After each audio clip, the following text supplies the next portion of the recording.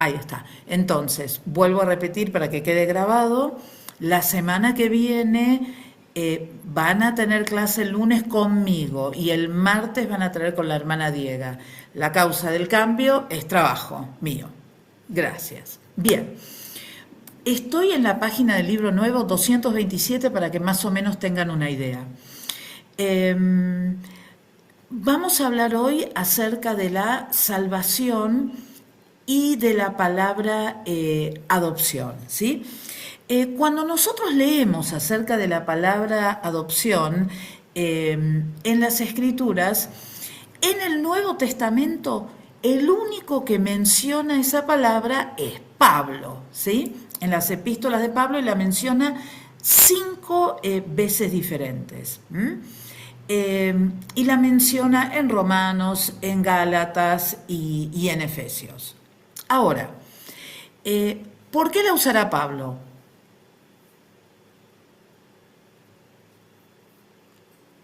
¿Por qué se les ocurre?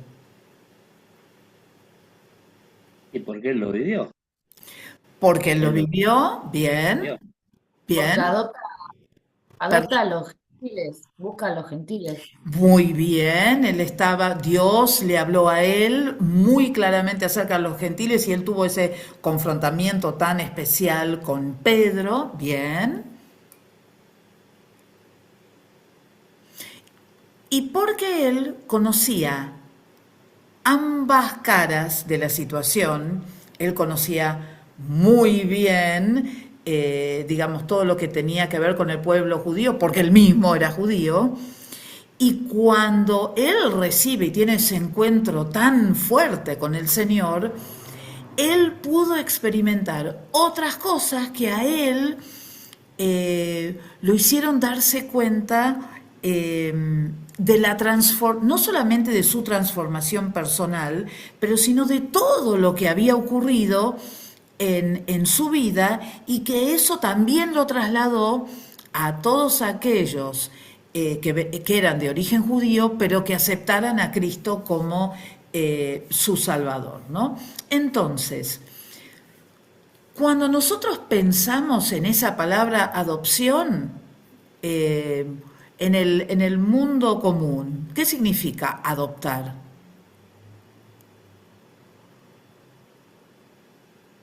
Sí. Adquirir como suyo.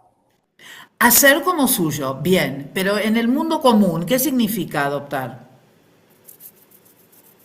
Uno a un niño le está Estamos dando, hablando de un niño, ¿qué le está dando? una paternidad. Le está dando paternidad, Como muy hijo, bien, Un hogar. le está una dando un familia, un hogar, le hogar. está dando una familia Mirá, y ese niño ya no es cualquier niño que está por ahí, sino que se convierte en Hijo. un hijo, exactamente, exactamente. Entonces, cuando nosotros pensamos y cuando nosotros leemos lo que dice Pablo acerca de la adopción, otro de los aspectos que tenemos que entender y de los cuales nos tenemos que apropiar es que también nos convertimos en hijos de Dios. ¿Por qué? Porque eso ocurrió en el momento en que nosotros recibimos a Cristo como nuestro Salvador. Ahora, una sutileza, pero que no deja de ser sumamente importante. Cuando uno adopta a un niño, ese niño se convierte en hijo y al convertirse en hijo tiene todas las garantías, tiene todos los derechos, hasta puede llegar a tener el apellido de la familia que lo adopta. Y se convierte en parte de esa familia eh, como si como si siempre hubiese sido así. Eh, entonces, teniendo en cuenta esa visión que tiene Pablo, una de las cosas que ocurre cuando Dios nos adopta es que ya no somos solamente nominalmente hijos de Dios, sino que también tenemos una posición dentro del mundo espiritual que es diferente. Nosotros nos convertimos en hijos de Dios porque Dios así nos ha adoptado. Entonces, con esa claridad y con esa maravilla de la cual Dios nos está haciendo partícipes, es que nosotros tenemos que entender que nuestro lugar delante de Dios es un lugar de privilegio. Y tenemos ese privilegio no por nuestras propias, digamos, nuestras propias características, sino porque a través de la sangre de Cristo también hemos sido adoptados delante de Dios. Entonces, leamos Gálatas 4, versículos 5 y 6, ¿qué dice?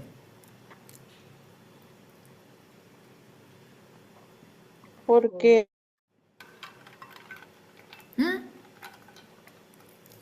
¿Por qué? Sí, lean por favor. Upa, ¿pasó algo? Gálatas 4, 5 y 6.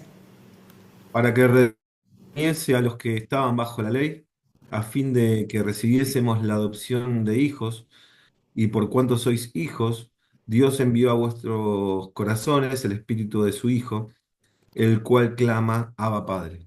Muy bien. ¿Qué dice Romanos 8:16?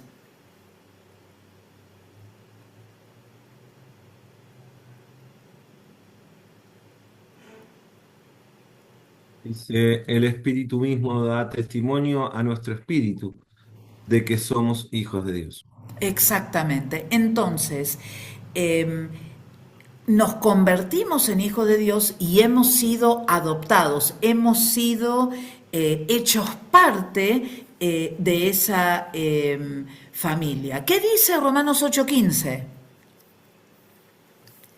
Bienvenidos a los que se van sumando.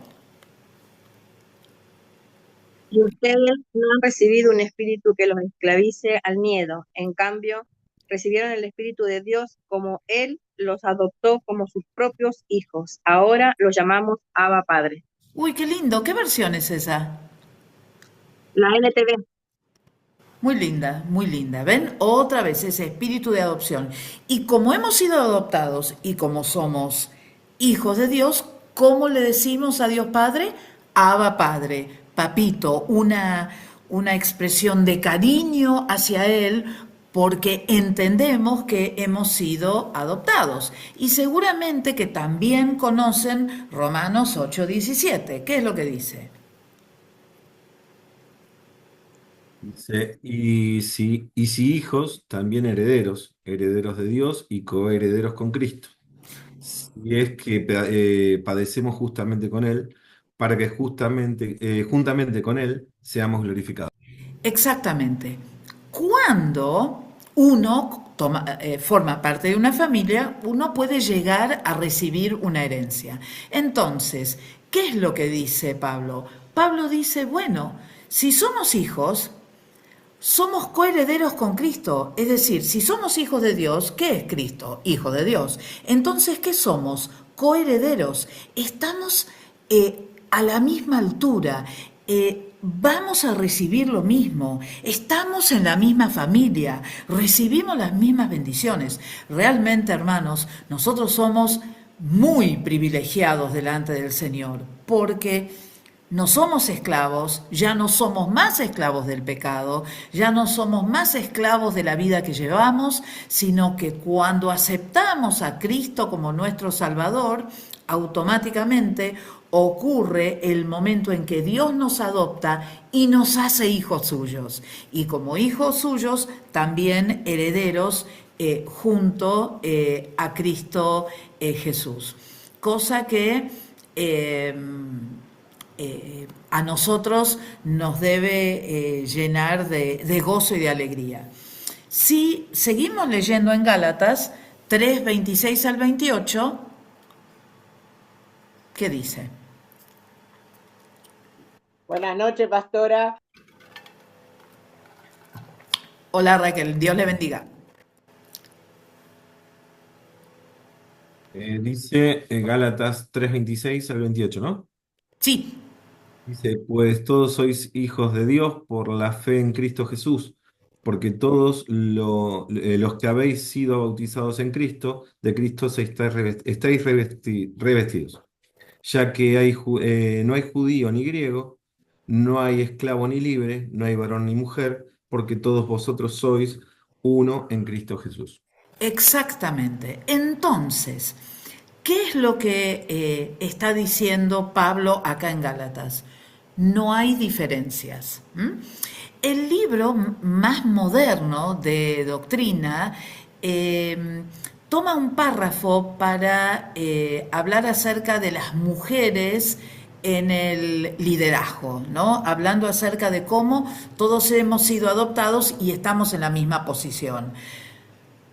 Por supuesto que ustedes esto ya lo saben, nuestra organización fue fundada por una mujer en una época donde las mujeres se quedaban en la casa para lavar los platos. En nuestra iglesia, gracias a Dios, tenemos acá mismo presente muchas mujeres que tienen la responsabilidad de iglesias y que la llevan adelante con sabiduría y con ayuda del Espíritu Santo y seguramente que rodeada de muchas personas que le dan buenos consejos. Voy a decir algo ya que dije eso. En la multitud de consejos hay sabiduría. Cierro el paréntesis.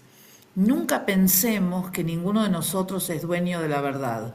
Rodémonos de personas que nos puedan ayudar y que sean más hábiles en algunas cuestiones que nosotros, porque nos pueden ayudar, nos pueden dar buenos consejos, nos pueden orientar en algunas cosas. Ustedes ya están preparándose para salir al ministerio o ya han salido al ministerio. Estas son cosas a tener en cuenta. Nada es tuyo, todo viene de Dios. Pero si te rodeas de otras personas que saben que lo que tienen no es de ellos, sino que es de Dios y lo usan para la gloria de Dios, estamos bien. Estamos muy, pero muy bien. Entonces, una de las cosas que leemos acá, y es lo único a lo que me quiero referir, es que Pablo habla que no hay ni judío, ni griego, no hay esclavo, ni libre, no hay varón ni mujer delante del Señor. Es decir, que delante del Señor nosotros, nuestra posición es igual. Ahora, nosotros siempre vamos a aclarar esto, que no somos iguales. No somos iguales, no tenemos las mismas características y no puede haber un intercambio de sexos sin que eso afecte muchísimo a las personas individualmente y a aquellos que están a su alrededor. Y esto es un tema muy pero muy largo. Lo único que quiero mencionarles, que es una noticia bastante nueva, es que el Comité Olímpico Internacional ha decidido que todas aquellas personas que hayan cambiado su género no van a poder participar de aquella disciplina en la cual participaban anteriormente, en especial si el hombre mutó hacia una mujer, porque se han visto muchas cosas, y eso solamente en lo físico, ¿no? Podríamos seguir hablando muchísimo, además de todas las implicancias, pero bueno, simplemente para que nosotros tengamos esta cuestión, pero más allá de ir a eso, lo que me gustaría enfatizar también es que muchos de nosotros no entendemos este concepto de la adopción en términos de las implicancias que tiene para nosotros. Las riquezas que hay en Cristo son riquezas que son para nosotros. Todo lo que Jesús tiene, también nosotros nos convertimos, como dijo Pablo, en coherederos. Entonces, eh, un paralelismo que menciona el libro, que es muy interesante, es ese paralelismo que tiene que ver con la historia del hijo pródigo, y más con el hijo que quedó. ¿Qué hizo el hijo que quedó, que se quedó? Y rezongó. ¿Qué hizo? Y dijo, bueno, yo siempre estuve y a mí no me diste nada. ¿Y qué le respondió el padre? Hijo, todo lo que yo tengo ya es tuyo. Él estaba muerto y volvió a la vida, y por eso celebro con él. Entonces, acá no se trata de hacer alguna competencia para ver quién fue el más malo que se convirtió en el más bueno, sino que es entender que en la circunstancia y en la historia que a mí me tocó vivir, hubo un momento en que yo puedo decir que acepté a Cristo como mi Salvador. Tiemblo un poco cuando algunas personas me dicen, yo nací en la iglesia. Sí, es muy posible que vos hayas nacido y tus padres te trajeron a la iglesia. A veces son sutilezas, ¿no? Pero yo escucho mucho. Entonces, quiero que entendamos.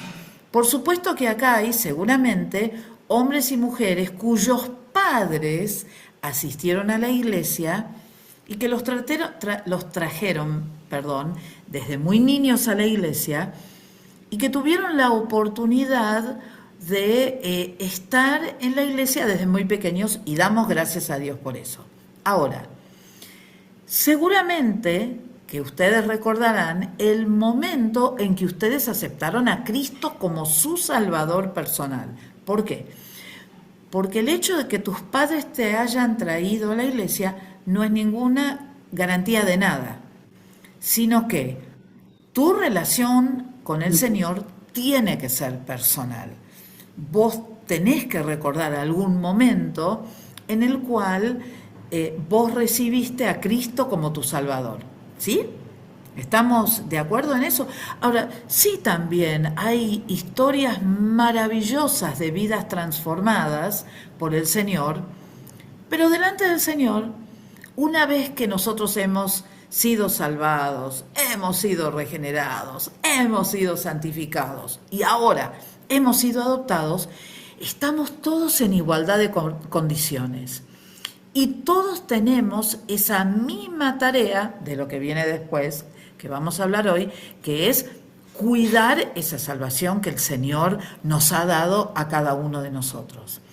Por favor, recuerden siempre que son coherederos con Cristo y que lo que recibe Cristo también lo van a recibir cada uno de ustedes, más allá del pasado que cada uno de ustedes tengan.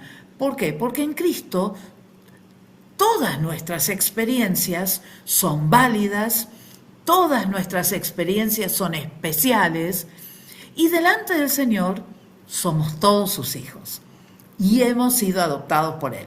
Y todos decimos Amén. amén, porque es así, es así. No hay una salvación espectacular y otra no. Todas son maravillosas y espectaculares, porque todos en algún momento nos dimos cuenta de lo que nos estábamos perdiendo y que queríamos eso que veíamos en otras personas. Bien, entonces, sepamos por supuesto que somos herederos de Dios, somos coherederos con Cristo. Entonces, vamos a hablar ahora acerca un poco de la salvación y del proceso de santificación. Ustedes se dan cuenta que estamos hablando salvación y una cosa, salvación y otra cosa, salvación y otra cosa. ¿Por qué? Porque hay muchas cosas que ocurren al mismo tiempo y casi, como hemos estado diciendo, instantáneamente. Lo que pasa es que como en las Escrituras tenemos estos distintos aspectos de lo que va ocurriendo en nosotros cuando estamos en Cristo, nosotros los queremos ir desgranando porque son de suma importancia. Ahora, acá las iglesias evangélicas en general, la iglesia cuadrangular en particular, porque nosotros estamos enseñando doctrina pentecostal y básicamente cuadrangular, nosotros entendemos que la santificación es una palabra muy especial a la cual a veces llegamos con... Algunos de ustedes quizás han llegado, yo no, porque nunca formé parte de la Iglesia Católica, pero sí entiendo que para muchos esta palabra santo es una palabra que nos da un poco de escozor, porque decimos nosotros hablamos de no tener ídolos, no creemos en los santos como tales, etcétera, etcétera, ¿no? Entonces, ¿qué es lo que tenemos que tener? La clara perspectiva bíblica de qué es lo que significa la santificación, ¿sí? La primera palabra que a nosotros nos viene cuando hablamos de santificación, ¿qué significa la santificación? ¿Qué puede significar? Aunque sea el significado que hayamos escuchado en otros lugares. Separados, Separados, Separado, apartados apartado, para bien, bien, tienen buenos consagrados, maestros. ¿Cómo? consagrados, Consagrado, muy bien. Limpios. Limpio, muy bien. lavados, Puros también, puros. Puros, también. Hermana Patricia, ¿qué decía usted? lavados, Lavados, muy bien, muy bien. Ahora, dedicados. muy bien. Ahora, vamos a primero entender el significado de la palabra santificación tal como nosotros lo leemos en el Antiguo Testamento, porque es una palabra que aparece mucho en el Antiguo Testamento, ¿no? Y que quizás eso a veces hace que algunos de nosotros tengamos algunas confusiones o no, ¿no?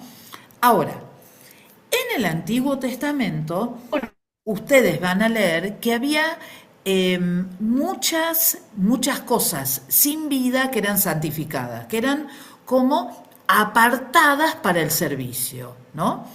Tenemos el ejemplo del tabernáculo, los vasos en el templo, los distintos instrumentos que se utilizaban. También se hablaba acerca de los primogénitos. Los primogénitos, el primer hijo varón, tenía mucha, pero mucha importancia, y en Éxodo nosotros leemos, bueno, santifiquen, aparten, consagren a ese niño que es el mayor, y que tenía una importancia, pero supina cuando nosotros leemos. Es decir, no es casualidad lo que pasó entre Esaú y Jacob, ¿sí? Los hermanos mellizos. No es casualidad, no es el momento para hablar de esto, pero sí entiendan que el ser el que había nacido primero era de suma importancia, ¿no? Y contarles también, esto es un detalle no menor que tiene que ver con la historia de Esaú y Jacob, que Jacob nació último y para la medicina el mellizo que nace último es el mayor. Es decir,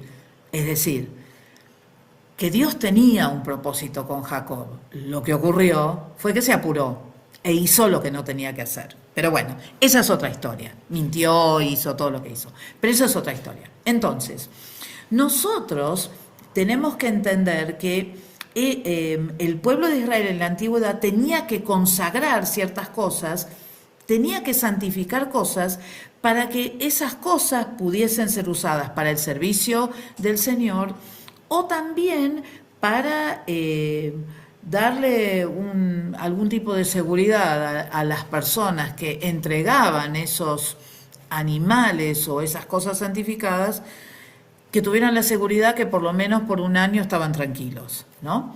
Ahora, una de las cosas también que tenemos y de la cual ustedes hablaron, que tiene que ver con la limpieza y con la pureza, tiene que ver con algo que nosotros cargamos y seguiremos cargando hasta que el Señor nos venga a buscar, que tiene que ver con un proceso de limpieza que tiene que ocurrir en nosotros. Es decir, nosotros antes de llegar a Cristo hacíamos las cosas de una manera. Recibimos a Cristo como nuestro Salvador, somos salvos, hemos recibido la adopción, somos regenerados, pero la realidad es que nuestro ser espiritual está en un cuerpo que todavía está sujeto a todas las características de un cuerpo pecaminoso. Entonces, era el mismo Pablo que decía, tantas veces yo quise hacer lo que tenía que hacer y en vez de hacer lo que tenía que hacer, hacía todo lo contrario. ¿No les pasa a ustedes? ¿O soy yo sola? Me propongo hacer las cosas de una manera y de repente me salen, pero para cualquier lado, para el lado totalmente opuesto. Claro que después uno viene y uno se da cuenta de lo que hizo y uno dice, pero ¿por qué lo habré hecho así? Pero en el análisis profundo de lo que estamos hablando es esa pulsión, y creo que hemos ya hablado de esta palabra pulsión, de esta constante tironeo, si quieren usar una palabra más común, que existe entre lo que quiero hacer y lo que sé que debo hacer, con lo que naturalmente me sale. Entonces, tenemos que hablar, cuando hablamos de santificación, sí de un apartamiento, sí tenemos que hablar que hay un proceso de santificación que ocurre en el momento en que recibimos a Cristo como nuestro Salvador, pero que también hay un proceso que tiene que continuar y que amerita un análisis constante de nuestra parte. Entonces, cuando nosotros hablamos de la santificación que ocurre en el momento en que recibimos a Cristo como nuestro Salvador, a esa santificación, que esto ya se los dije, esto sí lo sé, es una santificación posicional, es un lugar. Yo pasé de muerte a vida, pasé de no ser hijo de Dios a ser hijo de Dios, pasé de tener un corazón muerto a tener un corazón vivo. Pasé de no estar apartado para Dios para estar apartado para Dios, ¿sí? Y no significa que recibo el halo ni nada por el estilo, sino que simplemente como lugar a donde yo estoy parado ahora, yo estoy parado en la vida de Cristo. Eso es la santificación posicional. Y es por eso es que uno encuentra que Pablo, cuando habla acerca de los hermanos de la iglesia, a veces, ¿cómo se refiere a ellos? Si estamos hablando de santificación, ¿cómo se refiere a ellos? Santos. Exacto, se refiere a ellos como santos, porque posicionalmente nosotros somos santos, ¿sí? Entonces, es una palabra que quizás ustedes habrán escuchado, hay personas que la usan, hay personas que prefieren no usarla porque les hace acordar a cosas que quizás tienen que ver con su pasado, y está bien. Somos hijos de Dios, somos santificados delante del Señor. Si usted lo quiere llamar santo, está bien. Si no lo quiere llamar santo, también está bien. Les vuelvo a repetir, mientras no sea una cuestión de doctrina, está bien. Quiere decirle hermano, quiere decirle hermana, está bien, ¿sí? Pero entender que somos santos. Posicionalmente, nosotros somos santos, ¿sí? Hemos pasado a estar delante de la presencia de Dios y llegamos a su misma presencia ya no a través de elementos o animales santificados, sino que ahora nosotros llegamos al Padre a través de su Hijo. Y por esa sangre de Cristo nosotros hemos sido apartados de la vida que llevábamos antes. Esa es la idea de la santificación posicional. No es una palabra que vamos a encontrar en la Biblia, ¿está? Es el lugar en donde estamos, pero sí está bueno decirle santificación posicional porque tiene que ver con eso. Después hay otra santificación que es, digamos, una santificación que en los libros viejos de doctrina le decíamos progresiva. En el libro nuevo de doctrina dice la santificación práctica, ¿no? Y está bien cualquiera de las dos porque ambas tienen el mismo significado, o sea, es lo mismo, es indistinto. Yo entiendo lo que ustedes están diciendo si usan progresiva en vez de práctica. Lo que pasa es que a estos traductores les pareció que esta palabra era un poco mejor. ¿Qué es la santificación práctica? Es ese proceso continuo al cual nosotros nos ponemos delante del Señor cada día de nuestra vida haciendo un análisis, nosotros de nuestra vida, pero también escuchando lo que el Espíritu Santo nos dice. Bueno, hermana, alguno me puede decir, a mí el Espíritu Santo no me habla. ¿Qué le decimos? ¿Cómo nos habla el Espíritu Santo? Bueno, lo vamos a aprender en el próximo capítulo, ¿no? Pero a través de su palabra nos habla, ¿o no?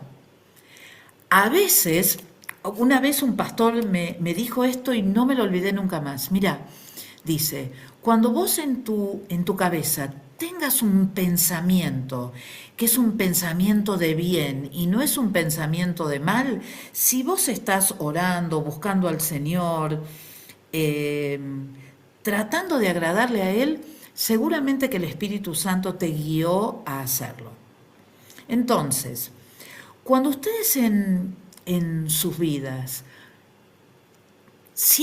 vieron que usamos esa palabra sienten de parte del Señor, que también es otra cosa que a algunos nos da un poquitito de escozor porque a veces son cuestiones más carnales que humanas, pero si hay en su corazón un deseo de voy a llamar a tal hermano porque me parece que debe estar pasando por algo malo, no duden que es el Espíritu Santo que les está hablando para hacerlo. Y miren, ustedes van a saber que lo que hicieron es así, haciendo una sencilla pregunta. ¿Era necesario que yo te llamara? Lo que te estoy diciendo, ¿te está edificando de alguna manera? ¿Te está sirviendo de alguna manera? Para no usar una palabra bíblica, ¿no? ¿Te está sirviendo? Si la persona le dice que sí, quédense tranquilos, fue el Espíritu Santo. Si la persona le dice que no, bueno, está bien, gracias por escucharme de todas maneras. Por eso, a medida que uno se va ejercitando en estas cuestiones, uno tiene que ser prudente, ¿sí? Siento de parte del Señor decirte tal cosa. Ay. A veces me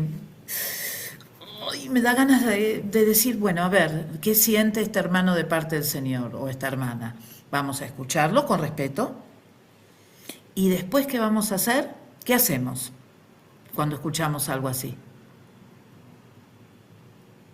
¿Lo examinamos con la palabra? Gracias. Sí. Volvemos a las Escrituras. Esa es una cosa. ¿Y otra cosa? O como dijo Pablo, que debemos examinarlo todo y retener lo bueno. Bien, también. ¿Y qué otra cosa hay que hacer? Cuando Y alguien... orar. Bueno, sí, por supuesto. Y una cosa más.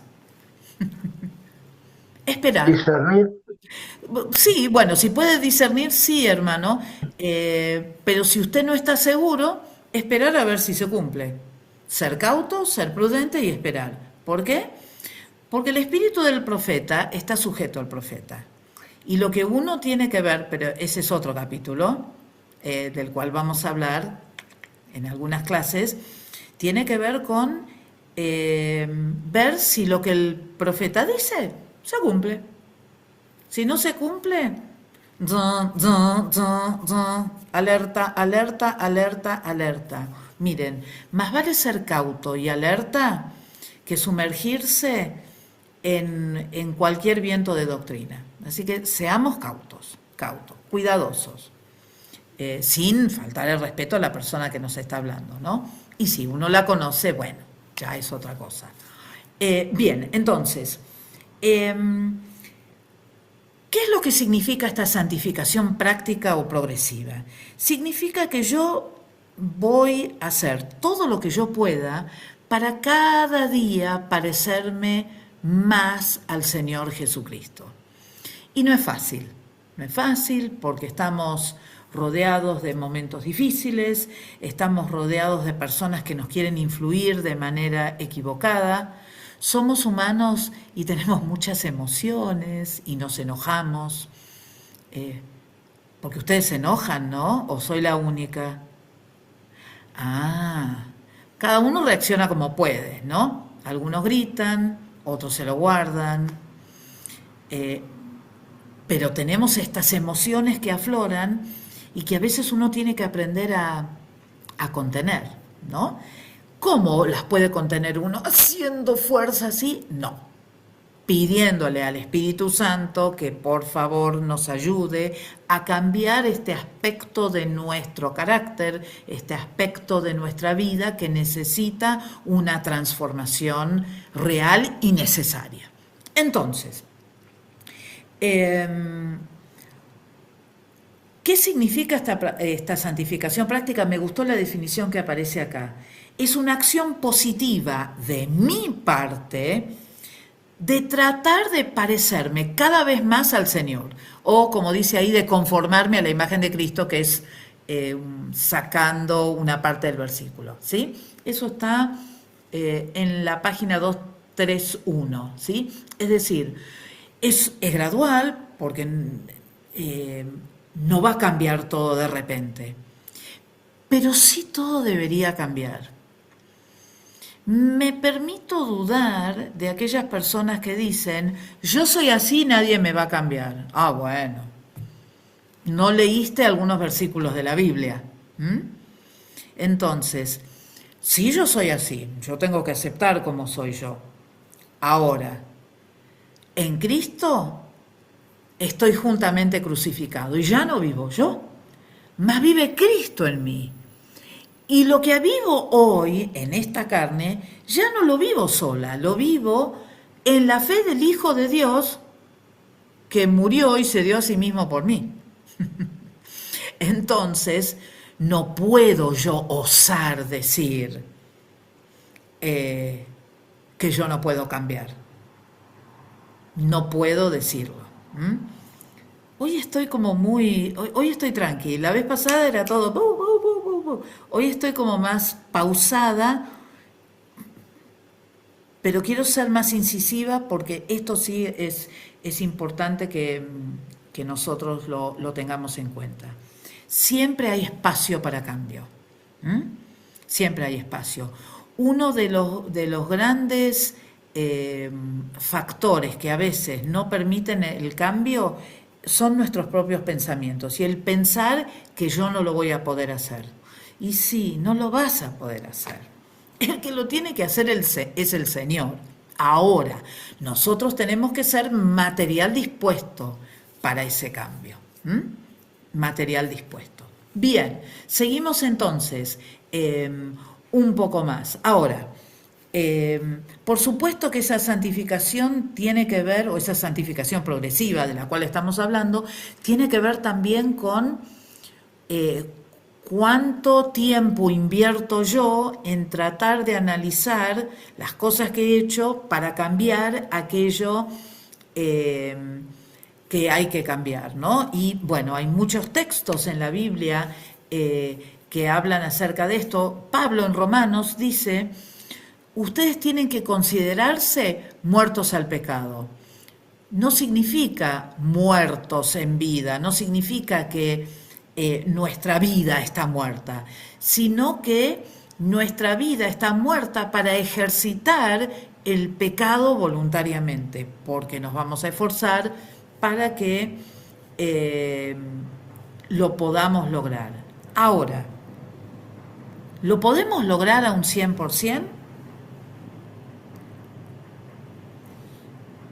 No, lamentablemente no. Tenemos un vaso de barro. Entonces, lamentablemente no lo vamos a poder hacer. ¿Qué dice Primera de Juan 1:8?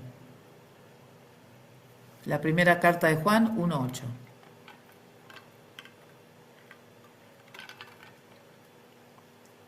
Si decimos que no tenemos pecado, nos engañamos a nosotros mismos y la verdad no está en nosotros. Exactamente, ¿sí? Entonces, eso también lo tenemos que tener en claro. Ahora, cuando uno tiene todo en claro, es mucho más fácil avanzar y es mucho más fácil seguir. Yo sé que tengo pecado, pero yo también sé que Dios puede ayudarme a que cada día mi vida sea un poco mejor, que cada día yo pueda verdaderamente lograr un cambio en mí que sea significativo para mi vida cristiana y para aquellos que están a mi alrededor, ¿no? Entonces, nosotros entendemos también algo que es fundamental, ¿no es cierto? Nunca la Biblia nos dice que nosotros vamos a dejar de pecar. Nunca vamos a encontrar un versículo que hable de esto, ¿no? Sí, lo que nos dice es que, o lo que habla Pablo es acerca que, y lo que Juan dice, es que nosotros no practicamos el pecado, ¿sí? Y Pablo también lo menciona de otra manera, es decir, yo no me dedico sistemáticamente a hacer las cosas mal, a mentir, a juzgar, a hablar mal, a no cumplir con mis responsabilidades, a no criar a mis hijos, a no pagar los impuestos, etcétera, etcétera. Sino que lo que yo hago es trato de hacer todo lo que tengo que hacer de la mejor manera o de la mejor manera que a mí me salga. A veces me va a salir mejor y a veces no me va a salir tan bien. Y me voy a dar cuenta, el Espíritu Santo me va a hablar, le voy a pedir perdón al Señor y voy a tratar la próxima vez de avanzar en ese aspecto. Ahora, si esto ocurre con nosotros y nosotros podemos percibir el amor del Señor para con nuestras vidas, aunque a veces somos un poco duros con nosotros cuando cometemos errores, ¿qué nos pasa con las personas que están a nuestro alrededor? ¿Qué es lo que pasa con ellas? ¿Cómo es que a veces nos cuesta tanto perdonar? Nos cuesta tanto tratar de ayudar a esa persona de salir de esa encrucijada que está viviendo. Porque es que a veces existe esa asimetría, ¿no? Entre nosotros y otros. Yo no haría eso nunca. Bueno, no sabes. Trato de no hacer eso nunca, pero puede llegar a pasar, ¿no? Entonces, de recordar siempre de dónde nos sacó el Señor, nos ayuda también a poder ponerlos en los zapatos del otro y ser empáticos con los que están a nuestro alrededor, ¿no? Tantas veces, y yo he estado en iglesias donde, qué sé yo, las personas empiezan a hablar o los niños empiezan a correr de un lado al otro. Y la gente mira así, qué horror. Vamos, nunca nos pasó eso, nunca vivimos eso, sí vamos a escuchar igual. Y quizás esa persona que ha traído a ese niño y que quizás no ha aprendido todavía o no le ha podido enseñar a ese niño todavía que se siente en un lugar y que escuche, quizás esa persona no quiera volver más porque no encontró un lugar a donde sientan empatía, o una persona que no sepa qué hacer. Hay muchos padres que no saben qué hacer. y que quizás vienen a la iglesia para encontrar una solución del problema que tienen con sus hijos. Y si nosotros nos enojamos porque están hablando, porque están haciendo cosas porque no saben, quizás estamos nosotros apartando a una persona en vez de acercarla, ¿no? Me gusta mucho lo que dice Pablo en Efesios 4, 12 y 13.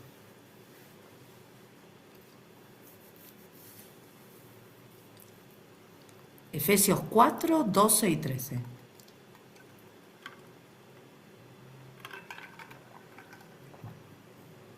Leo, Por favor.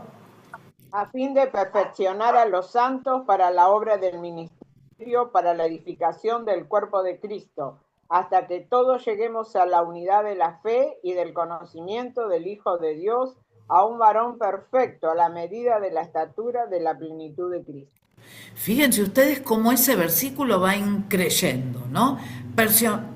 Dice perfeccionar a los santos para la obra del ministerio, pero también para edificar al cuerpo de Cristo, a otros hermanos que también están en la iglesia, hasta que todos lleguemos a la unidad de la fe y del conocimiento del Hijo de Dios, a un varón perfecto, a la medida de la estatura de la plenitud de Cristo. Según algunos estudiosos, lo que este versículo nos está diciendo es hacia dónde tenemos que ir, ¿sí? Hablando acerca de esta santificación progresiva. Obviamente, lo que nosotros estamos haciendo es sacar estos versículos un pelín de contexto, porque en realidad está hablando acerca de los líderes espirituales y está hablando acerca del ministerio. Pero la realidad es que son pasos que uno va tomando. Y si uno analiza la iglesia que está pastoreando, la iglesia a la cual está asistiendo, y hace bastante que asisten, es muy posible que ustedes hayan notado, o si vienen de otra iglesia y hace poco que están en la iglesia cuadrangular, quizás ustedes notan algunas diferencias, pero hay algunas cuestiones con las cuales todavía hay que seguir tratando y con las cuales hay que seguir trabajando. Y eso tiene que ver, obviamente, con nosotros, que no somos perfectos, pero que estamos buscando esa plenitud en Cristo, ¿no? Y que estamos buscando tratar de ser lo mejor posible, ¿no? Por eso, Gálatas 2:20, cuando dice, con Cristo estoy juntamente crucificado, y ya no vivo yo, mas vive Cristo en mí. Recuerden ustedes que Cristo está dentro de nosotros. Entonces lo que yo digo es, lo que yo estoy viviendo, lo vivo en la fe. Lo vivo porque sé que Cristo está en mí y que Cristo murió por mí. Y que entonces yo me entrego a esa obra que Jesús ha hecho en mí y que sigue haciendo en mí para que la continúe haciendo también, ¿no? Nunca llegamos a nuestro techo. Siempre podemos ir aprendiendo cosas nuevas, ¿no? Entonces, hablamos de la santificación posicional, hablamos de la santificación práctica y en tercer lugar vamos a hablar de la santificación completa o la santificación final. ¿Qué cuál es? Bueno, esa tiene que ver con el lugar que nosotros vamos a tener con Cristo cuando Cristo venga a buscar a su iglesia, ¿sí? Entonces, en ese momento nosotros vamos a ser transformados, nuestros cuerpos van a ser transformados, nuestra humillación va a ser transformada, dice Filipenses capítulo 3, y nuestro cuerpo va a ser semejante a la gloria del Hijo de Dios. Entonces, Dios va a saciar todas nuestras necesidades, va a enjugar todas nuestras lágrimas y nuestra vida va a ser completamente diferente por toda la eternidad, ¿sí? Ahora, eso tiene que ver con el momento en que Jesús venga a buscar a su iglesia. Entonces, esa santificación final todavía ninguno de nosotros la ha experimentado, ¿no? Porque tiene que ver con esa transformación final, y tiene que ver con lo que va a ocurrir cuando Cristo venga a buscar a su iglesia. Así como hemos mencionado antes, vamos a mencionar 3 aspectos de la santificación. Uno que tiene que ver con Dios, Padre, Hijo y Espíritu Santo. Después, otro que tiene que ver con nosotros. Siempre hay una pata humana, porque si no hubiera una pata humana, ¿qué? Lo hablamos la clase que viene. A ver si se acuerdan. Decisiones, libre albedrío. Exacto, exactamente, el libre albedrío. Nosotros tomamos nuestras propias decisiones, es decir, tenemos a quien ir, pero hay un aspecto humano que nunca puede dejar de estar porque así fuimos creados. Entonces existe la libre elección, yo elijo lo que quiero hacer. Perfecto.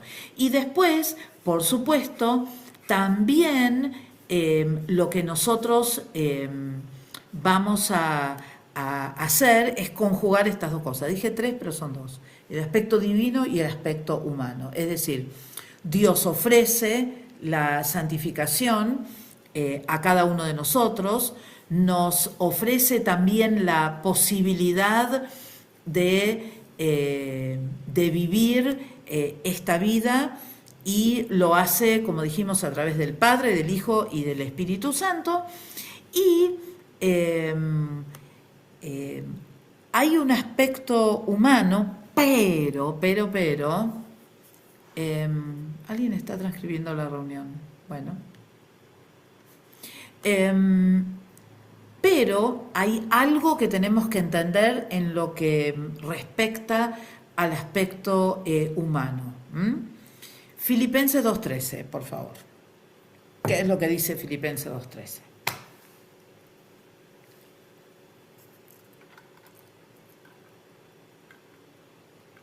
Porque Dios es el que entre vosotros produce así el querer como el hacer por su buena voluntad. Bien, entonces, es verdad que yo no puedo hacer nada para santificarme a mí mismo.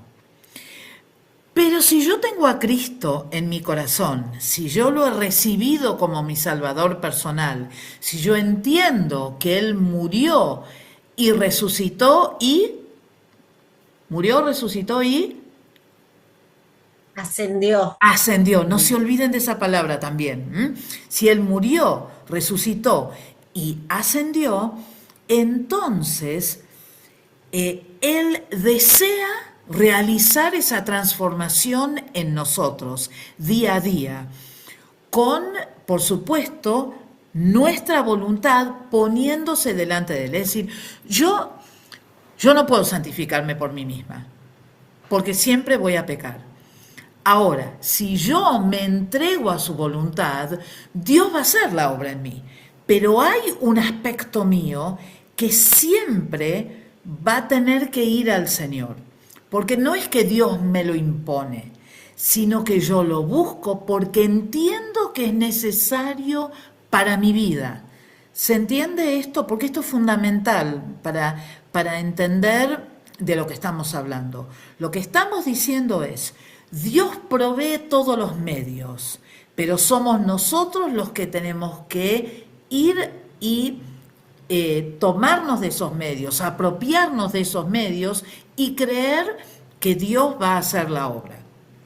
Siempre va a haber algo más. Acuérdense siempre, ¿sí? Nunca vamos a llegar a la perfección hasta que Cristo nos venga a buscar. Pero sí es importante que nosotros siempre entendamos esto, que tampoco nos da, ojo con esto, ¿no? Tampoco nos da libertad para pecar, sino que lo que yo estoy haciendo es simplemente poniéndome en las manos del Señor para que Dios haga la obra transformadora, pero que si esa obra transformadora no ocurre porque yo involuntariamente hago algo que no debo, que yo pueda venir perdón al Señor. Ahora, y si lo hago voluntariamente, también puedo venir al Señor. porque siempre va a haber espacio para el arrepentimiento mientras que nosotros estemos en esta tierra. Ahora, si yo lo hago voluntariamente, va a haber otras consecuencias que van a venir a mi vida, porque bueno, tiene que ver, yo hice algo a sabiendas, ¿no? Ustedes saben que conozco a varias personas que conocieron la verdad del Señor, conocieron las Escrituras, conocieron la verdad del Señor, y por las dudas no son cuadrangulares. Y ustedes saben que hemos tenido conversaciones con estas dos personas, por lo menos, y ellos me dicen, yo sé que estoy haciendo mal, pero yo no voy a cambiar. Y yo sé que existe la posibilidad de que yo no entre al cielo. Y uno escucha eso y dice, ¿cómo es posible que estas personas hayan cerrado su corazón de tal manera que ya sean insensibles a la misma palabra que predicaron en otro momento? Pero eso es lo que pasa, ¿no? Entonces, por eso es que tenemos que cuidarnos. Tenemos que cuidarnos, tenemos que escuchar a los que están a nuestro alrededor, a los que nos advierten, a los que nos quieren ayudar en estas cosas. ¿Y cómo podemos hacer para cuidarnos? Bueno, teniendo fe, andando en fe, leyendo las Escrituras, orando al Señor, no solamente leyendo las Escrituras, me he olvidado de un aspecto importante, obedeciendo las Escrituras, ¿sí? Permitiendo que el Espíritu Santo haga la obra en mí, que me hable y que además yo quiera hacerlo. Que haya en mí una intención de querer hacerlo. Libre albedrío, elijo hacerlo. Elijo hacerlo, ¿por qué? Porque entiendo que es lo mejor que me puede ocurrir. Y eso a mí me va a ayudar en gran manera. Bien, 21 horas. Vamos a hacer un recreo de 7 minutos y volvemos porque necesito terminar la salvación hoy. Vamos a ver qué pasa. Bueno, nos encontramos entonces. Voy a apagar el grabador. Muy bien. Otro de los aspectos que tenemos que analizar tiene que ver con la seguridad. Es decir, la salvación y la seguridad. Es decir, toda persona tiene que estar segura que salva, ¿sí? Es algo natural. Uno quiere estar seguro que la tarjeta SUBE le funciona para que suba al colectivo y pueda llegar. Salvando las distancias, acá pasa lo mismo. Es decir, uno tiene que estar seguro que ha recibido la salvación. Bueno, ¿cuál es el primer elemento que aparece? Bueno, el Espíritu mismo, ¿no? Ustedes recordarán ese versículo de Romanos 8:16 que dice, el Espíritu mismo da testimonio juntamente con nuestro espíritu que somos hijos de Dios. Uno tiene esa seguridad y tiene esa tranquilidad de saber que uno es hijo de Dios. También encontramos esa seguridad en las mismas Escrituras, ¿no? Y sabemos qué dijo Juan en 1 de Juan 5:13. Se los leo. Dice, estas cosas les he escrito a ustedes que creen en el nombre del Hijo de Dios para que sepan que tienen la vida eterna. 1 de Juan 5:13. Ahora,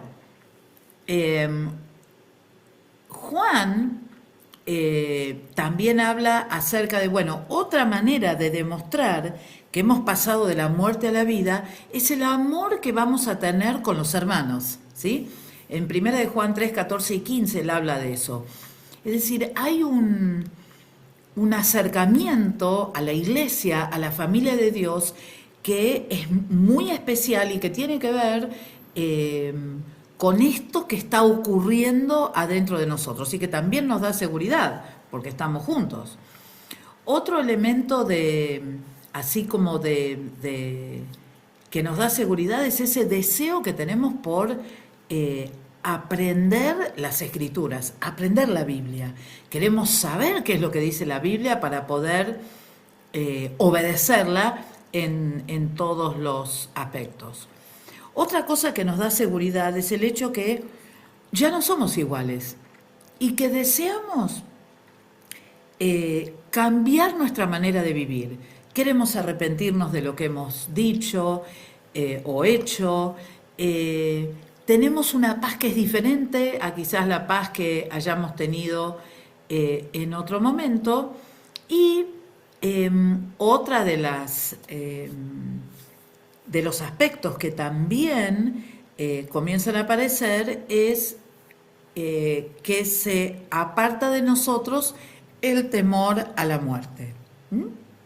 Ahora, ¿cuáles son los resultados de tener esa seguridad que Cristo murió por mí y que soy salvo? Bueno, hace que nosotros en los momentos más difíciles de nuestra vida nadie nos mueva de donde hemos creído.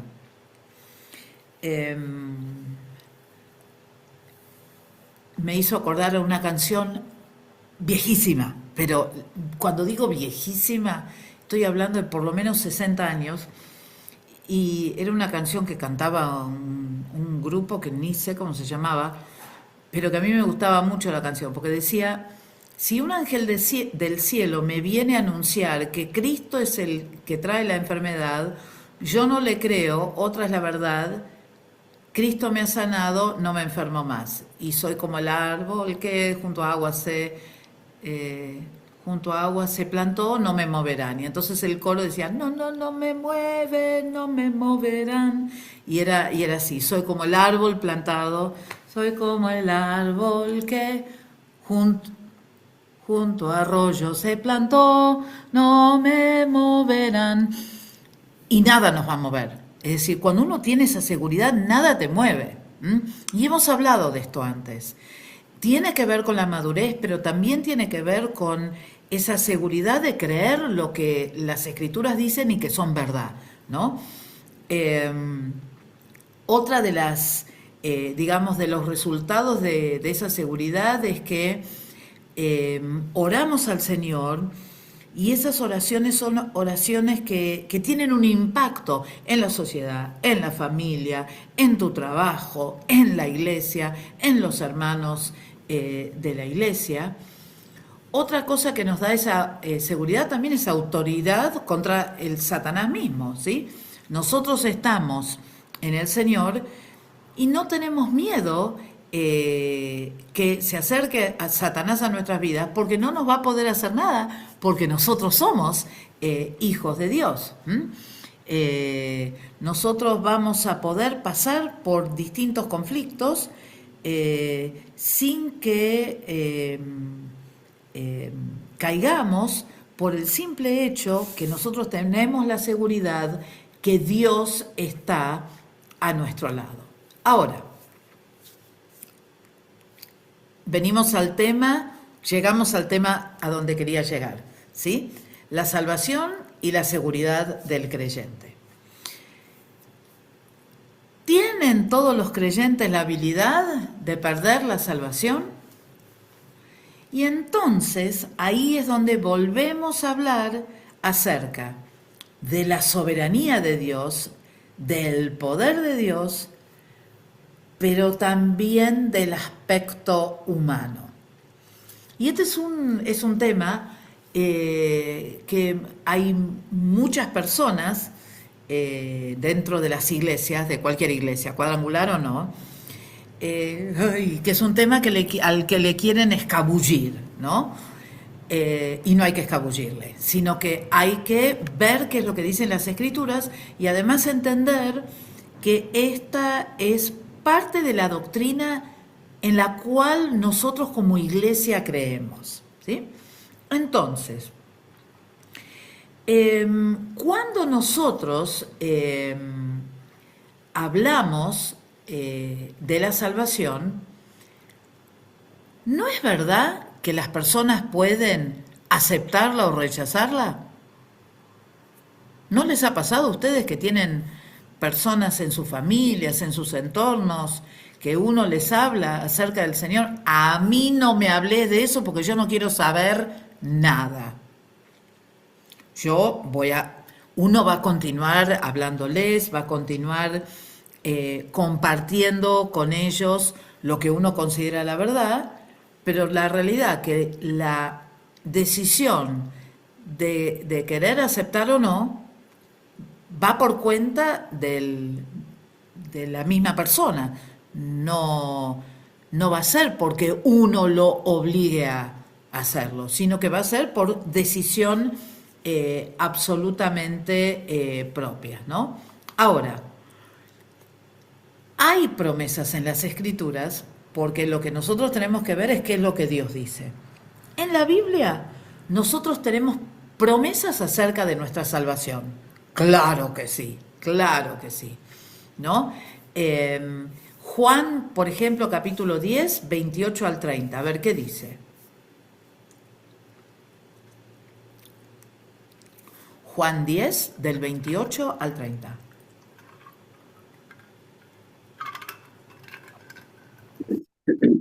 Y yo les doy, perdón, y yo les doy vida eterna y no perecerán jamás, ni nadie les arrebatará de mi mano. Mi Padre que me las dio es mayor que todo, y nadie las puede arrebatar de la mano de mi Padre. Yo y el Padre uno somos. Bien, entonces, fíjense ustedes lo que dice Dios acá. Dios dice, yo les doy a ustedes la vida eterna. Obviamente que de parte del humano hay una aceptación. Ahora, si nosotros estamos en Cristo, tenemos la seguridad que Dios a nosotros nos va a proteger y que nada ni nadie nos va a poder arrebatar de Él. También tenemos esos maravillosos versículos en Romanos 8 que dicen, por lo cual estoy seguro de que ni la muerte, ni la vida, ni ángeles, ni principados, ni potestades, ni lo presente, ni lo porvenir, ni lo alto, ni lo profundo, ni ninguna otra cosa creada nos podrá separar del amor de Dios que es en Cristo Jesús. Entonces, por un lado, nosotros tenemos de parte de Dios la seguridad de nuestra salvación y la seguridad que esa salvación está disponible para nosotros y que nadie nos la va a poder sacar. Ahora, también es importante que nosotros sepamos que como seres humanos tenemos una responsabilidad. No es que, bueno, yo acepto la salvación, me quedo acá sentado por el resto de mi vida y no tengo nada más que hacer, sino muy por el contrario. Uno se encuentra con deseos de hacer cosas para el Señor y deseos de compartir lo que Dios ha hecho en nuestras vidas. Entonces, este versículo de Hebreos, capítulo 6, dice, 6 del 4 al 6 dice, porque es imposible que los que una vez fueron iluminados y gustaron del don celestial y fueron hechos partícipes del Espíritu Santo y asimismo gustaron de la buena palabra de Dios y los poderes del siglo venidero y recayeron, sean otra vez renovados para arrepentimiento, crucificando de nuevo para sí mismos al Hijo de Dios y exponiéndole a vituperio. En realidad, tendríamos que leer todo el capítulo para poder entender. Pero básicamente, ¿qué está diciendo acá este versículo? A ver, estos versículos, ¿qué entendieron ustedes?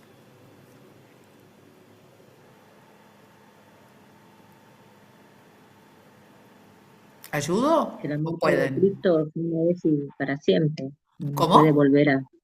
Que la muerte de Jesucristo se hizo una vez y para siempre, no puede volver a repetirse eso, ya está. Bueno, Fuimos ese es salvos. bien, muy bien. Ese es un aspecto. Es decir, porque el autor a los hebreos lo que quería tratar de decirles es que Cristo murió una vez y para siempre y se terminó y no necesita morir otra vez. Correcto. ¿Alguna otra cosa más que vieron ahí?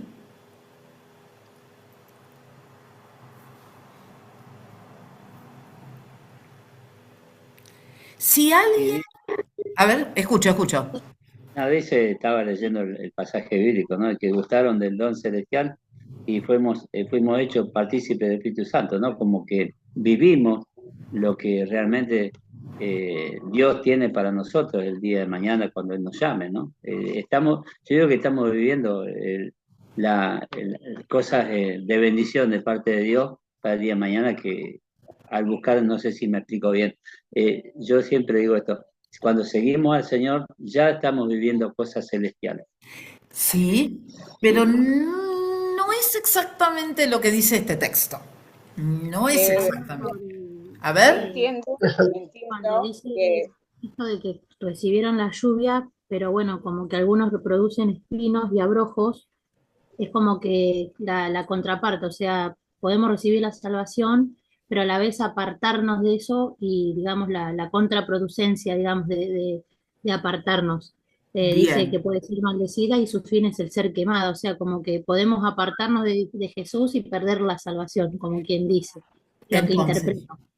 bien, entonces, volvemos atrás. Dice, porque es imposible, dice. Empezamos así.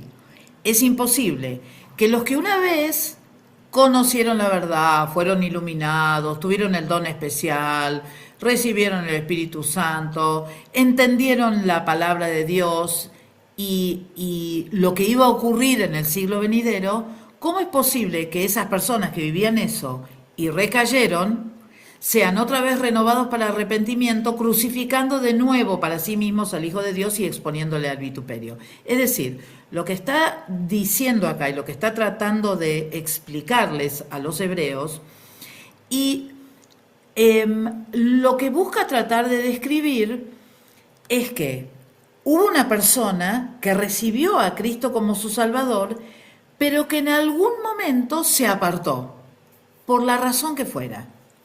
Entonces, si esa persona vuelve y está como queriendo volver a aceptar a Cristo como su Salvador, es como que borró todo lo que se había hecho. Entonces, fíjense ustedes que dice, es imposible que esto ocurra otra vez. ¿Por qué? Porque si yo me aparto del Señor, lo que yo estoy haciendo es negando la obra efectiva que Él hizo para mi vida. Entonces, es importante que nosotros entendamos que este texto está hablando acerca de la seriedad del compromiso que hemos tomado. Tampoco nos vamos a ir al otro extremo y decir que cualquier persona que por cualquier cosa se aparte ya va a ir al infierno y no va a pasar nada. Tiene que ver con algo volitivo, tiene que ver con mi voluntad, porque yo me puedo equivocar, yo puedo caer de la peor manera o caer en lo que hacía antes de conocer al Señor, pero si yo me arrepiento, yo puedo volver a sus pies, pero no sin haber hecho algo para verdaderamente demostrar que estoy dispuesto a hacer un cambio en mi vida. Por eso es que hablamos acerca de lo que Dios hace por nosotros, pero también hablamos acerca de lo que nosotros hacemos y de cuáles son las decisiones que nosotros tengamos, ¿no? Otra vez, Hebreos 3, 12. Perdón, no. Acá es muy, o sea, es importante como hacer la diferencia, para ver si lo entendí bien, entre los pecados y los errores que cometemos como cristianos, a lo que dice por ahí el versículo, dejar de creer o apartarnos realmente del Señor, porque cuando decimos apartarnos, ¿es dejar de creer en Jesús o es tomarnos un tiempo como creyentes? Como que esa es la gran Qué buena pregunta. pregunta. Me encantó tu pregunta. Gracias, Belén, por hacerla. Hermana Flor, perdón, pero me perdí en el versículo ese que está hablando. ¿Cuál es el que leyó? Hebreos. No, Hebreos. no, adelante. Hebreos 6, del 4 al 6. Gracias, José. Gracias. Entonces, listo, lo tengo anotado bien entonces. Gracias, disculpe. No. Belén, muy interesante tu pregunta. Y es muy interesante entender qué significa apartarse del Señor. Apartarse del Señor, uno puede estar yendo a la iglesia, te aseguro, y uno está lejos del Señor. Porque no tiene que ver con una cuestión física, sino que tiene que ver con una cuestión interna, espiritual. Son decisiones internas que yo tomo para alejarme de Dios, alejarme de lo que creo y de suplir eso con otras cosas.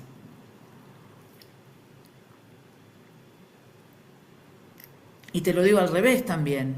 Quizás hay personas que no asisten por un tiempo a la iglesia, pero eso no significa que estén apartadas del Señor. Lo que pasa es que a veces ponemos todo y lo mezclamos todo, ¿no? Entonces, ¿qué significa apartarse del Señor?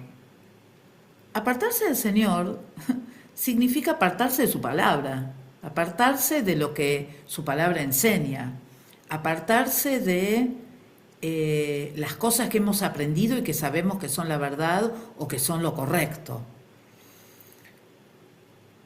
Apartarse es elegir no hacer esas cosas. Apartarse es no hacer aquellas cosas que nos edifican y nos ayudan a crecer en lo espiritual. Es decir, que apartarse en realidad es mucho más que una acción física, mucho más. A veces uno demuestra cuestiones espirituales a través de te vas de la iglesia o dejas de venir o lo que fuere, pero a veces no. A veces no, las personas están ahí y parece que están vegetando ahí, están, pero es como si no estuvieran, ¿no? ¿Te contesté la pregunta? ¿Sí? Bueno, muy interesante, me gustó mucho esa pregunta. Ahora, Hebreos 3, del 12 al 15, ¿qué es lo que dice? Mirad, hermanos, que no haya en ninguno de vosotros corazón malo de incredulidad para apartarse del Dios vivo. Antes, exhortaos los unos a los otros cada día, entre tanto que se dice hoy, para que ninguno de vosotros se endurezca por el engaño del pecado. Vamos a parar ahí, Pastor Hugo, paramos ahí un segundito. Vamos a ver esta parte primero, gracias. Y después lee la otra parte. Fíjate, Belén, esto viene a colación, porque dice que no haya en nosotros corazón de incredulidad. Cuando yo no creo lo que dice la Biblia, cuando yo no creo lo que oran, cuando yo dudo de lo que me están diciendo a mí y no estoy creyendo en lo que Dios dice en su palabra, en lo que Dios dice a través de sus siervos, etcétera, etcétera. Ahora,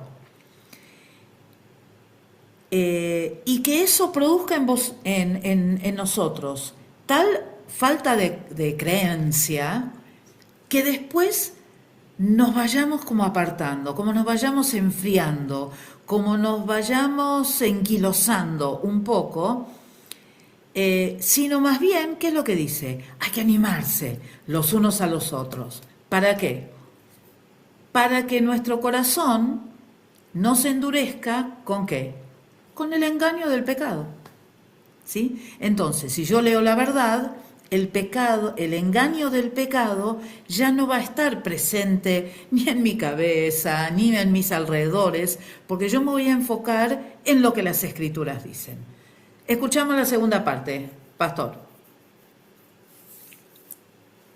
Porque somos hechos participantes de Cristo, con tal que retengamos firme hasta el fin nuestra confianza del principio. Entre tanto que se dice, si oyeres hoy su voz, no endurezcáis vuestros corazones como en la provocación. Bueno, esta era una alusión directa al Antiguo Testamento, pero acá dice algo importantísimo. ¿Qué es lo que dice?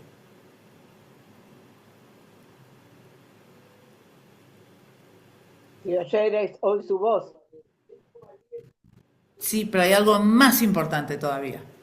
No endurezcáis el corazón. Bien, Si bien. somos fieles hasta el fin. Está bien. ¿Y antes?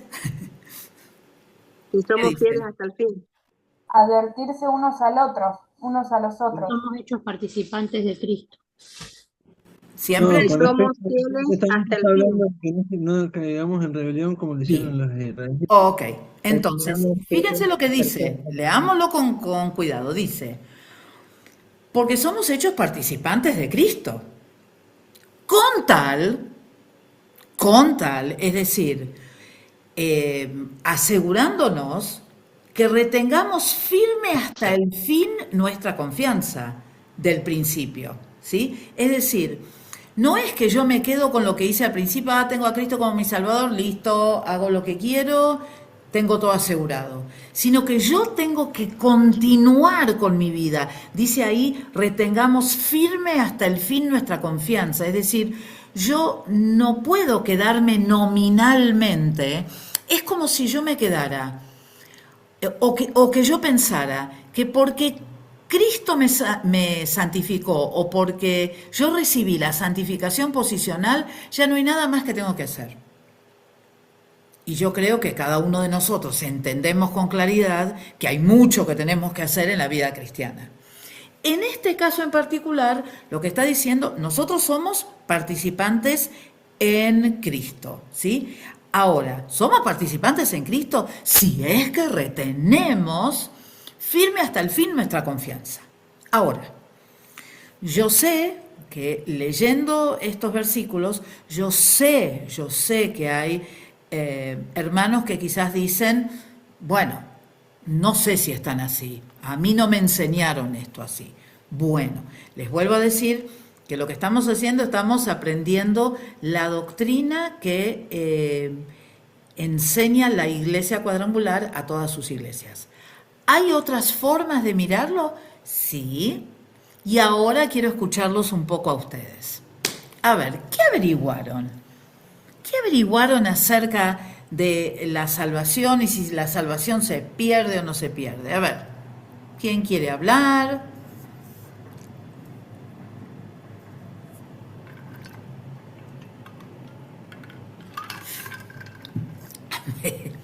De lo que averiguaron de las otras iglesias, ¿qué dicen?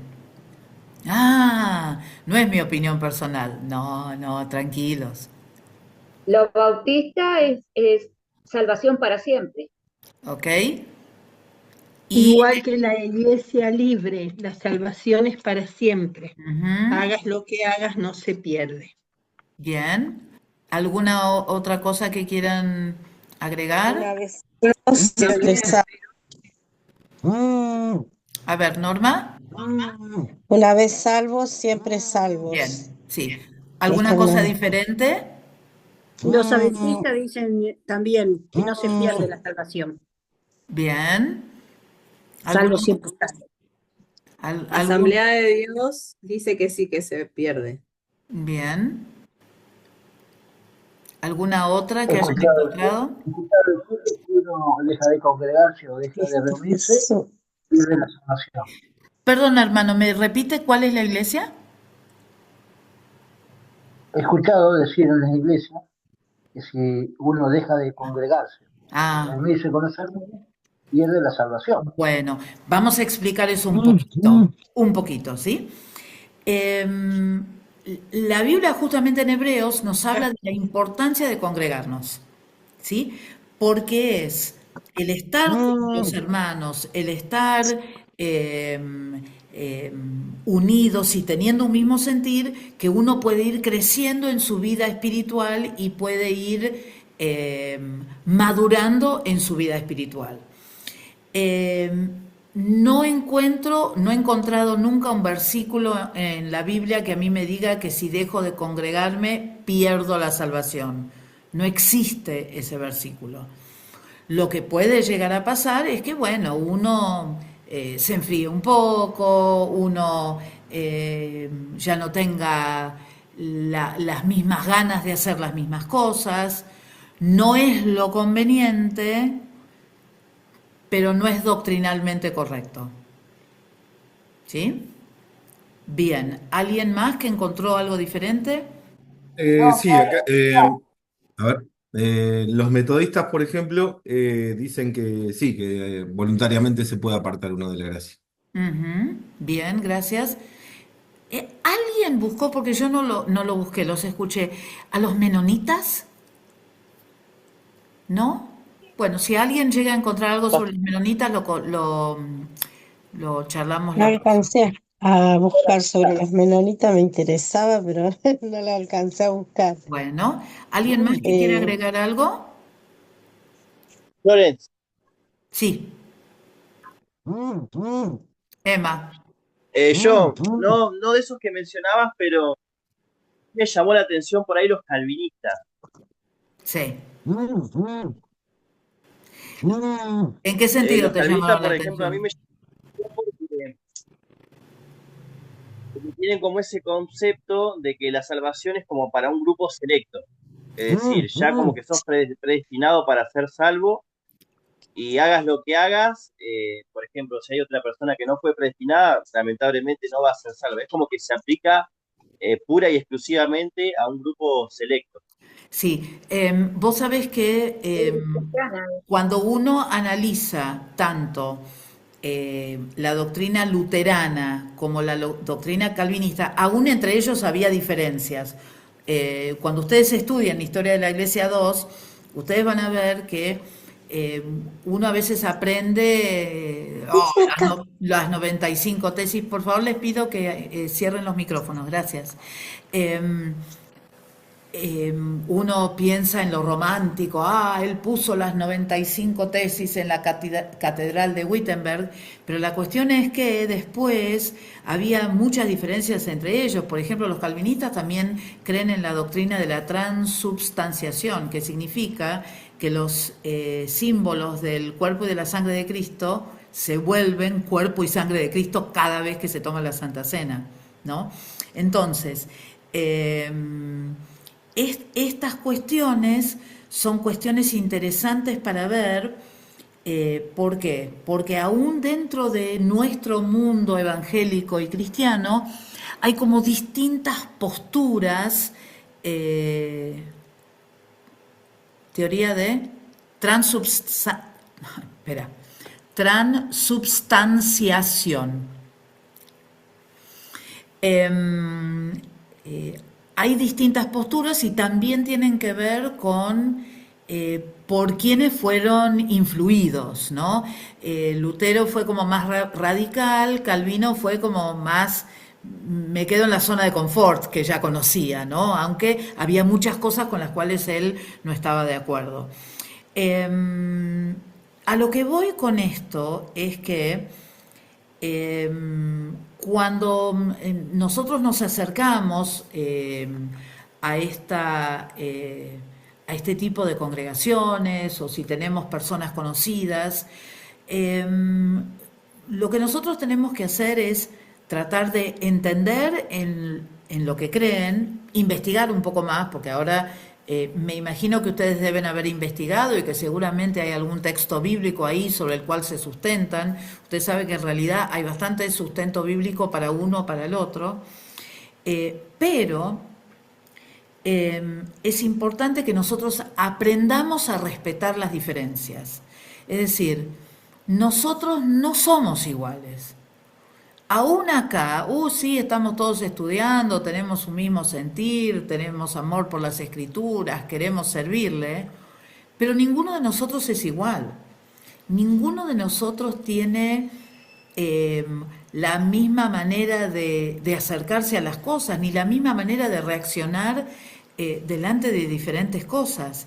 Y eso hace a la maravilla de la multiplicidad de personas dentro de una congregación. Cada uno tiene esos puntos fuertes que hacen que las congregaciones sean ricas y sean amplias y sean diversas, ¿no? Ahora, lo importante que nosotros tenemos que pensar frente a estos pensamientos y frente a estas distintas doctrinas de otras organizaciones es que nosotros entendemos que hay un factor humano importante y que yo puedo decidir seguir o no. Las escrituras son claras y esto es claro desde el principio. ¿Qué es mejor que siga? Sí, claro que es mejor que siga. ¿Qué es mejor que yo trate cada día de mi vida de vivir mi vida cristiana de la manera más intensa y de la mejor manera posible? Por supuesto que sí, por supuesto que sí.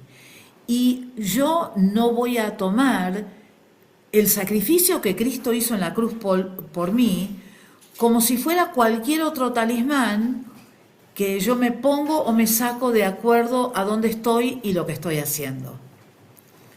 Sino que yo voy a ser la misma persona, esté donde esté, yo voy a recordar lo que Jesús hizo por mí, voy a recordar cuál es la misión que yo tengo en esta tierra y voy a procurar hacer la diferencia.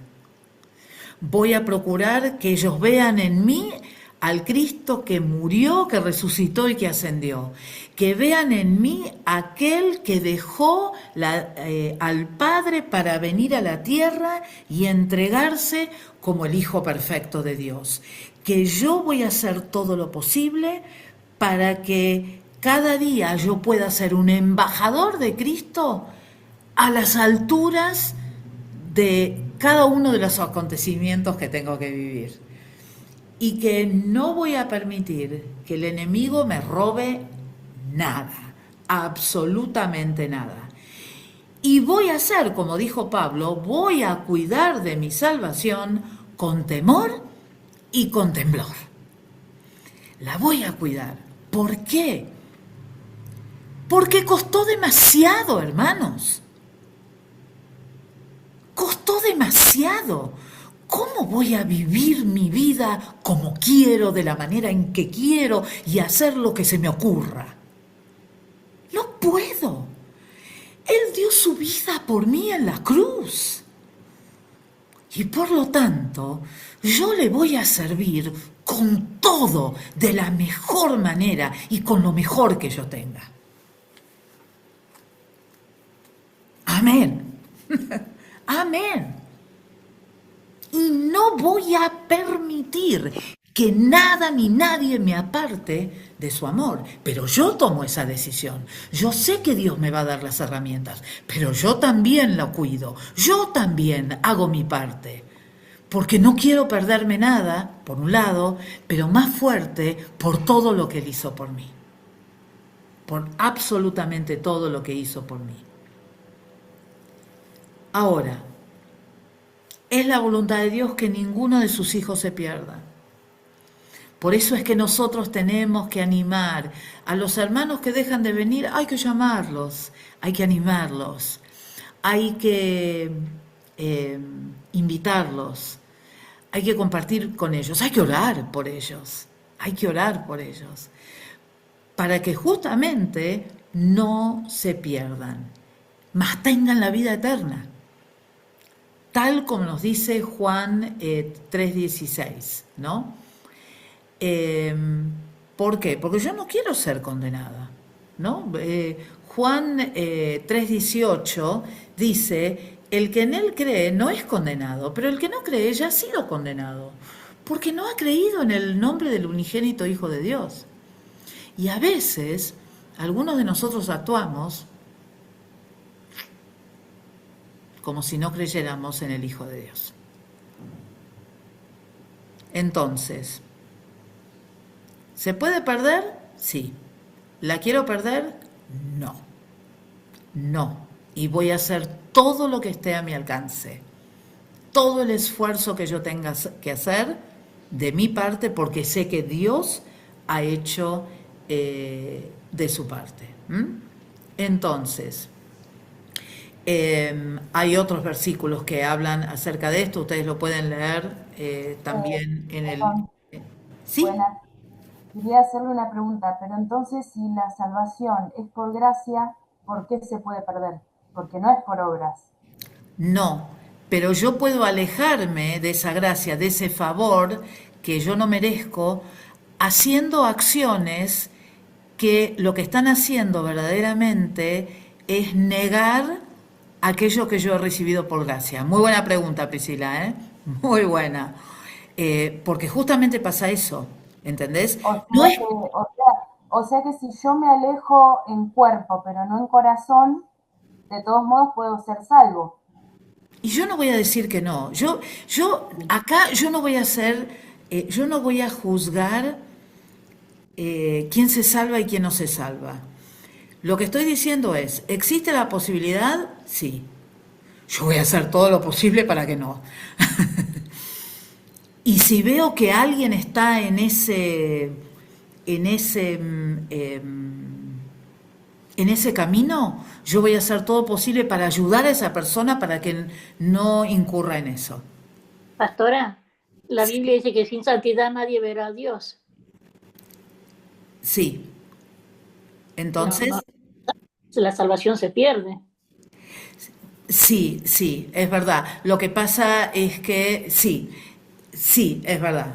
Sí, lo que pasa es que estamos yendo como un poco más profundo, hermana, porque acá habla, cuando habla de sin la santidad nadie verá al Señor, tiene que ver un poco con esa santificación posicional de la cual hablábamos. Cuando Jesús viene en mi corazón, Gisela, ya te doy. Y también habla acerca del proceso. Y en eso usted tiene razón también. Gracias por ese aporte. Gisela Garro. Sí, no, quería aportar un poquito lo que hablaba Priscila en cuanto a si la salvación es por gracia porque se pierde.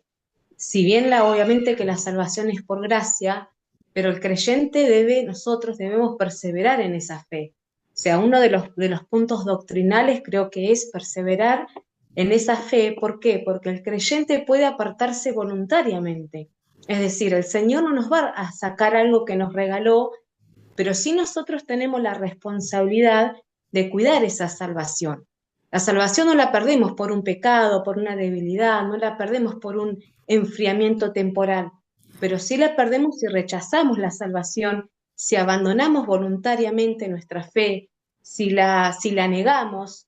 Y aparte no nos olvidemos también el versículo que habla en Hebreos de no descuidar una salvación tan grande. Entonces creo que también tiene que ver con esto, de perder la salvación si nosotros descuidamos esa salvación. Gracias por ese aporte también. Entonces, esto es importante, que nosotros lo sepamos para también darle valor a lo que Jesús hizo por nosotros, como decíamos antes, ¿sí?